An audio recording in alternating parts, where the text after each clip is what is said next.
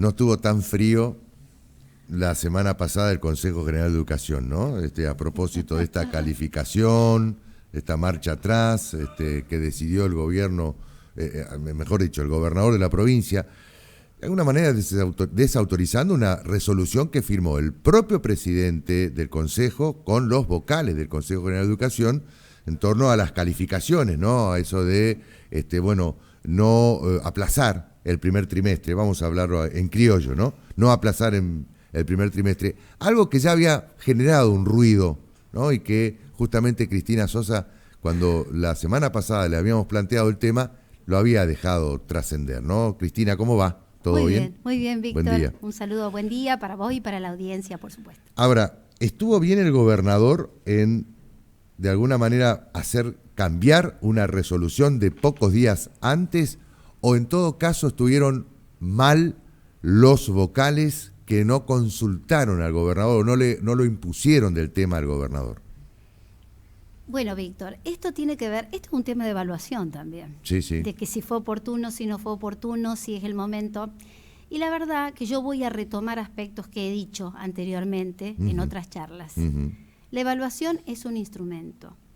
La evaluación no define de por sí, la situación del trayecto escolar de los alumnos y lo que van a vivir en ese trayecto. También lo dijimos acá.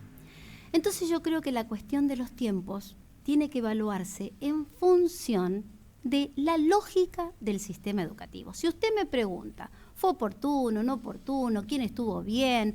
¿Quién estuvo acertado o desacertado? La verdad, yo vuelvo al tema y quiero encararlo como yo lo vengo planteando. Si yo lo voy a evaluar y voy a evaluar tiempos, tengo que ver en función de qué lo evalúo. Y yo evalúo eso en función de cómo funciona el sistema educativo.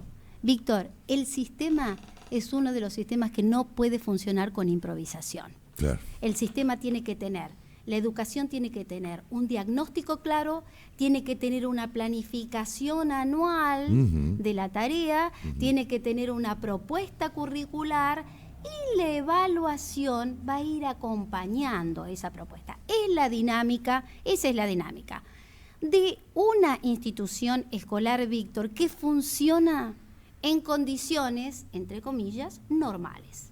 ¿Qué nos pasó aquí? Que nos aconteció una situación absolutamente inédita. Estamos en una pospandemia. Entonces yo digo, bueno, se puede respetar los tiempos y la verdad que tenemos que reacomodarnos a la situación que nos ha atravesado a todos. Bien, por un lugar, de algún modo, esto es lo que quiero significar cuando hablo de la evaluación en todos sus términos, en todos sus términos del sistema educativo. Claro. Ahora bien, yo creo, Víctor, que no podemos quedarnos en la discusión si el aplazo sí, si el aplazo no, si el aplazo es sinónimo o no de calidad o eficiencia. Creo que tenemos que seguir avanzando en el tema. Y yo para esto quiero compartir con la audiencia una cuestión que he estado leyendo precisamente en virtud de todas las discusiones y que tiene que ver con los países que tienen mejores resultados obtenidos en términos de educación. Y ese país es Finlandia. Y ese país ha sido evaluado por una evaluación internacional que va a llegar aquí a la Argentina en momentos nada más, pero que ya la tuvimos, que es la evaluación PISA, que es PISA, una evaluación internacional que evalúa a nuestros alumnos en lectura, en matemática y en ciencias naturales. ¿Quién sacó los mejores números, los mejores porcentajes en este sentido? ¿Qué país? Finlandia. Y yo entonces me puse a bucear. Claro. ¿Qué hace Finlandia que le va tan bien? ¿No es cierto? Para compararlo con Argentina, que tiene un muy buen sistema educativo, y voy a reiterar siempre, Entre Ríos tiene toda una historia. ¿Qué hizo Finlandia? En primer lugar, le pone énfasis a la ratio. ¿Qué es la ratio? La relación docente-alumno. Cantidad de alumnos y docentes. ¿Cuántos docentes? ¿Sabe cuántos docentes tiene Finlandia por aula? 20, aproximadamente. 20. ¿Sabe lo que dice la Constitución o nuestro estatuto aquí en Entre Ríos? 25. No estamos tan alejados. O sea que con la ratio vamos como Finlandia. Sí. ¿Qué otra cuestión? Ellos trabajan por proyectos. El tema central del proyecto es un tema de interés de los alumnos y de los docentes. Bien. sin dejar de lado lo que nosotros ya dijimos acá, el currículum, que es el que establece los conocimientos básicos que los chicos tienen que tener en un ciclo. Bien, en ese currículum también se define esto que usted me pregunta, tiempos, espacios, en qué tiempo aprendemos y en qué tiempos evaluamos. Bien, ¿qué otra cuestión? Es interesante mirar en Finlandia, ellos no ponen calificaciones hasta el 7º año. No ponen calificaciones. No ponen calificación numérica hasta que los niños cumplen 13 años. ¿Y cómo se comunican con los padres? El padre es un factor fundamental, tiene una comunicación y un vínculo directo con la institución educativa y lo hacen a través de informes. Evalúan a los alumnos a través de informes, no hay conceptualización, no hay calificación hasta los 13 años. Pero ¿hay conceptos nada más? Hay conceptos. Y fíjese que bien le va a Finlandia. Ha sacado los mejores resultados. ¿Qué dice Finlandia, la escuela de Finlandia de la tarea escolar? Dice que los deberes, que el niño todo lo que aprende lo tienen que aprender en el aula. Lo dijimos acá también, Víctor, la mejor forma de evaluación es que usted, su hijo, salga del aula y usted le pregunte, ¿cómo te fue? ¿Y qué tenías que hacer? Y él sepa contestar. Claro. ¿No es cierto? Eso ya lo dijimos también, así que estamos muy satisfechos porque en realidad tenemos como una línea de coherencia para saber hacia dónde vamos. ¿Qué dice Finlandia respecto de los deberes? Pocos deberes, porque ellos consideran que el tiempo extra del alumno debe ser ocupado en juegos y en otras actividades extraescolares. No es que no dan deberes, dan pocas tareas, pero consideran el juego y las otras actividades como parte de la enseñanza. Y aquí voy a cerrar con Finlandia, porque creo que tenemos que tomarlo como modelo, a mi humilde entender. En Finlandia, Víctor, todas las escuelas son públicas y gratuitas. ¿Y sabe cuál es la mejor escuela? La escuela del barrio. Claro.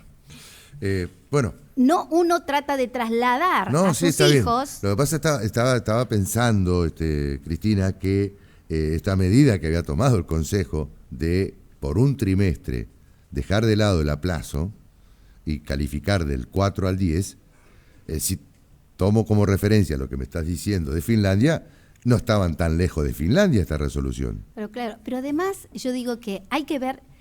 Siempre digo, Víctor, en este sentido, que hay que ver qué busca uno detrás de cada nota. Evidentemente, el Consejo buscaba aquí motivar, no desmotivar a este alumno que ya viene golpeado por diversas situaciones y recibirlo de alguna manera con un aplazo. Yo creo que tenía que ver con la motivación. En principio iba a ser en el primer trimestre, y después se iba a seguir evaluando.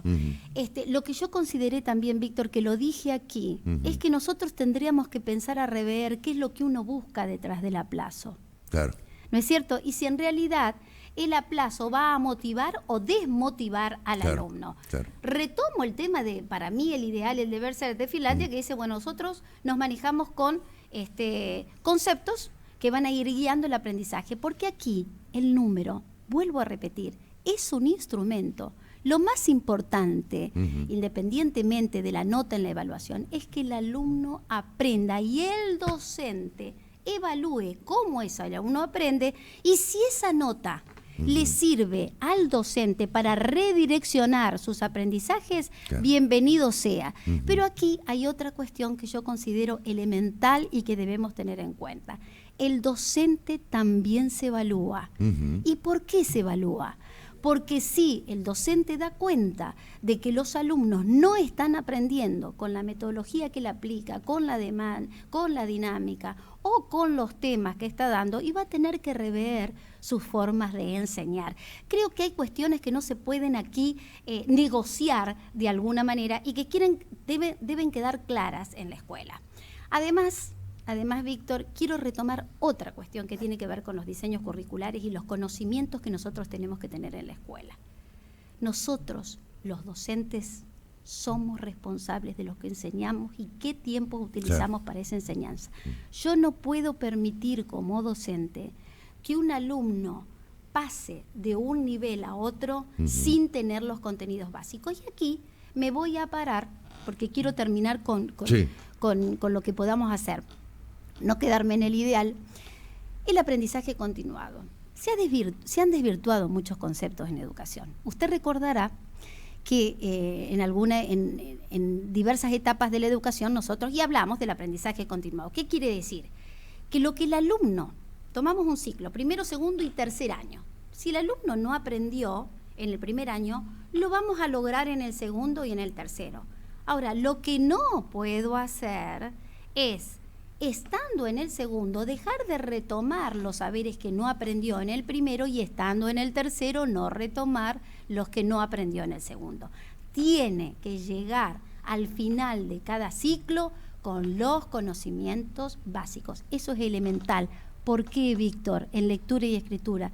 De pronto nos encontramos con profesores universitarios que dicen que nuestros chicos secundarios llegan a la universidad sin saber leer y sin tener la comprensión lectora. Ahora bien, yo hablé de Finlandia.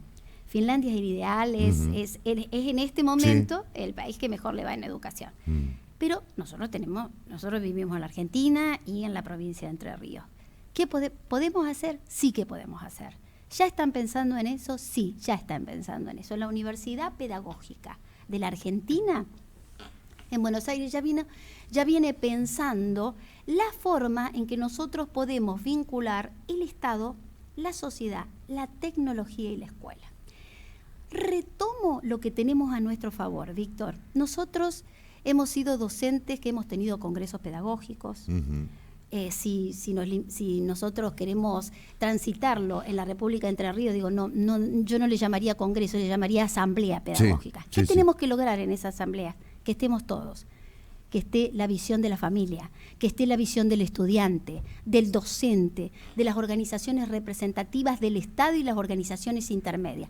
Todas las voces que no tenemos que perder de vista en este gran encuentro para discutir la educación del porvenir, para discutir y analizar y debatir la escuela que queremos, la escuela porvenir. ¿Qué no tenemos que perder de vista? La rigurosidad científica. Nosotros tenemos expertos en educación en nuestra provincia. Ahora bien, respetar esa rigurosidad científica en el análisis y en el debate, pero no quedarme en ese análisis y debate sin la experiencia del aula. Tenemos que acortar cada vez más la brecha entre la experticia, el saber académico y lo que acontece hoy en nuestras aulas. Creo que esa brecha es fundamental. Con el sello de Cristina Sosa, nuestra columnista en temas educativos. Muchas gracias, Cristina. Muchísimas gracias, Víctor. Siempre es un placer. Y les voy a dejar una frase, como siempre, que se limita a lo que nos decía el Principito. Lo esencial es invisible a los ojos. No hay que perderlo de vista. Gracias, Cristina. Hasta un próximo Víctor. encuentro.